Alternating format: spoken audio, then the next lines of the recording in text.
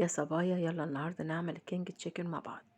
في طاسة ونزلت بشوية زيت زيتون، ولما سخنت الطاسة والزيت نزلت عليهم بنص كيلو صدور متقطعة شرايح، وفضلت أشوح فيهم لحد لما لون الفراخ غير. نزلت عليهم بفلفل ألوان أحمر وأصفر وأخضر، وكمان عصرت ليمونة بتدي مزازة للفراخ وطعم جميل جدا، وفضلت أقلب فيهم.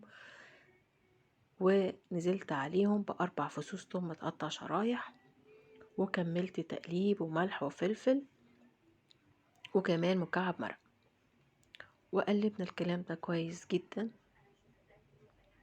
وبعدين معلقة دقيق عليهم شوية مية وقلبتهم عشان اتقل الصوص، ونزلت بيهم على الفراخ وقلبتهم. كل ده انا شغالة على نار عالية. شوف الصوص تقيل مظبوط، مش تقيل قوي، وشكلها تحفة وطعمها يجنن، وصحتين وعافية على قلوبكم.